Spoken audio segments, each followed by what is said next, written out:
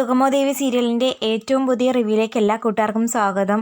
അങ്ങനെ സത്യങ്ങളെല്ലാം ചന്ദ്രോത്ത് വീട്ടുകാരറിഞ്ഞിരിക്കുന്നു. എന്നാൽ ഇനി നാട്ടുകാരറിയുന്ന താമസം മാത്രമേ ഉള്ളൂ പ്രഭാവതിയുടെ ക്രൂരതയുടെ മുഖം ജനങ്ങളും വോട്ടേഴ്സും അറിയാൻ വേണ്ടിയിട്ട്. ഋഷി വീട്ടിൽ പാത്തും പതുങ്ങിയും കയറിയത് മറ്റൊരർത്ഥത്തിലാണ് സമൂഹം മുഴുവനും വ്യാഖ്യാനിക്കുന്നത്. അതായത് മീഡിയക്കാരുണ്ടായതുകൊണ്ട് ആ സമയത്ത് തന്നെ ആ വാർത്ത റിപ്പോർട്ട് ചെയ്തിരുന്നു. ദേവികയുടെ കള്ളക്കാമുകനെ രഹസ്യമായി വീട്ടിലേക്ക് വിളിച്ചു വരുത്തി എന്നുള്ള രൂപത്തിനാണ് വാർത്ത മിക്കയിടത്തും പ്രചരിപ്പിച്ചിരിക്കുന്നത്.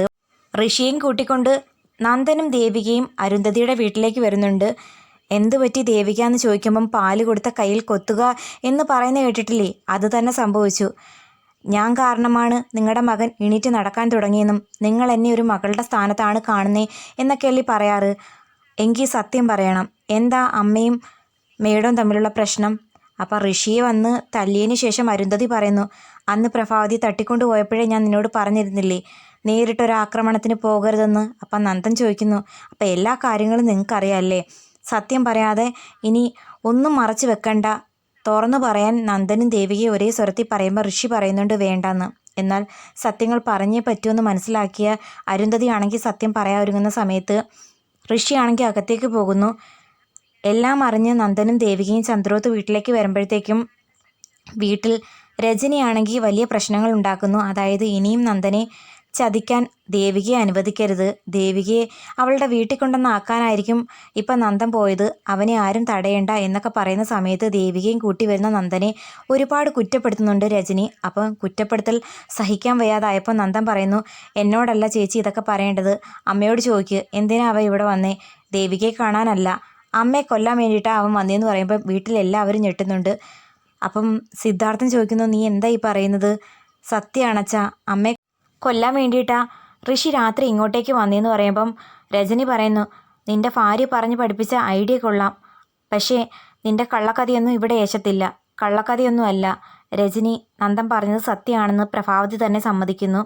മുമ്പൊരിക്കൽ എന്നെ കാണാതായതിൻ്റെ പിന്നിലും ഋഷിയാണെന്നും ഋഷിയോട് ഞാൻ ചെയ്ത ക്രൂരതയുടെ ഭാഗമായിട്ട് അവൻ എന്നോട് പകരം ചോദിക്കാൻ നടക്കുവാണെന്നും ഞാൻ അവനോടും അവൻ്റെ കാമുകിയോടും ചെയ്ത ക്രൂരതയുടെ ഫലം ചോദിക്കാൻ വേണ്ടിയിട്ടാണ് അവൻ പ്രതികാരത്തിന് വന്നിരിക്കുന്നത് എന്ന് പറയുമ്പോൾ നന്ദൻ പറയുന്നു, അമ്മ കൂടുതലൊന്നും സംസാരിക്കേണ്ട, ഈ സമയത്ത് അമ്മയും ആകെ തകർന്നിരിക്കുവാണെന്ന് എനിക്കറിയാം, പിന്നീടൊരു സാഹചര്യം വരുമ്പം നടന്ന കാര്യങ്ങൾ എന്തൊക്കെയാണെന്ന് എല്ലാവരോടും തുറന്നു പറയാമെന്ന് പറഞ്ഞ് അമ്മയെ പോകാൻ അനുവദിക്കുന്നു.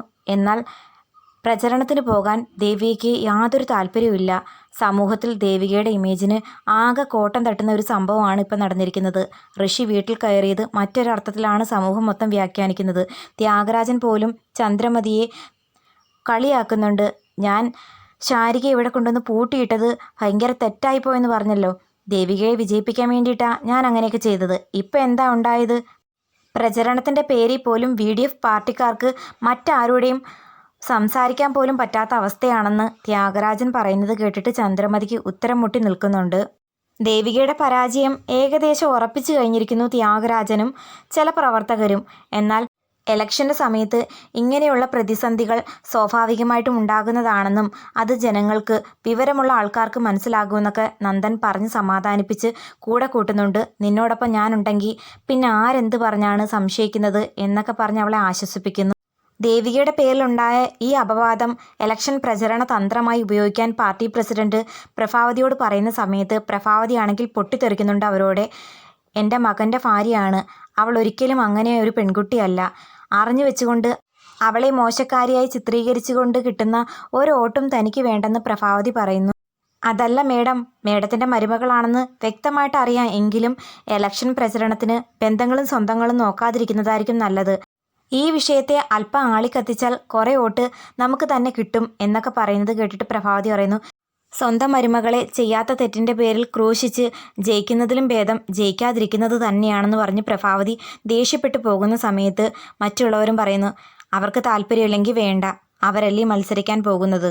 ഇലക്ഷൻ പ്രചരണത്തിന് പോയ ദേവികയെയും ദേവികയുടെ ബന്ധുമിത്രാദികളെയും സമൂഹം വളരെ കുറ്റപ്പെടുത്തുന്നുണ്ട്. അതായത് മിക്കവരും ദേവികയെ തെറ്റുകാരിയായി ചിത്രീകരിച്ച് ഓരോന്നും പറയുന്നത് കേട്ടിട്ട് ദേവികയ്ക്ക് സങ്കടം സഹിക്കാൻ പറ്റുന്നില്ല.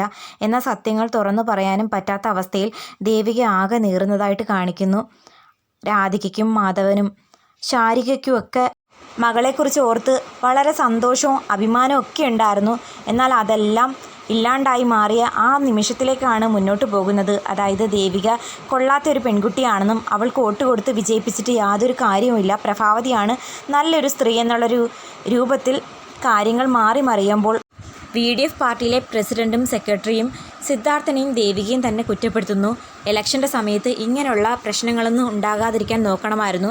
അഥവാ വീട്ടിൽ ആരെങ്കിലും കയറിയിട്ടുണ്ടെങ്കിൽ തന്നെ പരിചയമുള്ള ആളാണോ അല്ലയോ എന്ന് ഉറപ്പുവരുത്തിയതിന് ശേഷം മാത്രം ആളുകളെ വിളിച്ചു കൂട്ടിയാൽ പോരായിരുന്നു എന്നൊക്കെ ചോദിക്കുമ്പം സിദ്ധു പറയുന്നുണ്ട്, മകൾക്കറിയില്ലായിരുന്നു ഇത് പരിചയമുള്ള ഒരാളാണ് വീട്ടിലേക്ക് വന്നതെന്ന്. അതുമാത്രമല്ല, പരിചയമുള്ള ഒരാൾ വരുന്ന രൂപത്തിനല്ലല്ലോ അയാൾ വന്നത്, അങ്ങനെ പറ്റിപ്പോയതാണ്. ഇപ്പം വോട്ടർമാരുടെ ഇടയിൽ ദേവികയ്ക്ക് പഴയ പോലെ സ്ഥാനമൊന്നുമില്ല, അത് മാറ്റിയെടുക്കാൻ പറ്റുമെന്ന് എനിക്ക് തോന്നുന്നില്ല. എന്തായാലും സിദ്ധാർത്ഥൻ ചന്ദ്രോത്തിൻ്റെ വീട്ടിൽ നിന്നും MLA സ്ഥാനാർത്ഥിയെ സെലക്ട് ചെയ്തതിൻ്റെ പേര് VDFിൻ്റെ സ്ഥിരം മണ്ഡലമായ രാമപുരം നിയോജക മണ്ഡലത്തിൽ പാർട്ടി തോക്കാനുള്ള എല്ലാ സാധ്യതയുണ്ടെന്ന് പറഞ്ഞ് ഭയങ്കര ചൂടാകുന്നു. ഇലക്ഷൻ പ്രചരണത്തിൻ്റെ ഈ ഘട്ടങ്ങളിൽ ഉണ്ടായ പ്രശ്നങ്ങളും പ്രതിസന്ധികളും നോക്കുമ്പോൾ പ്രഭാവതി വിജയിക്കാനാണ് ചാൻസ്. കാര്യങ്ങൾ എപ്പോൾ മാറി മറിയുമെന്ന് പറയാൻ പറ്റില്ല.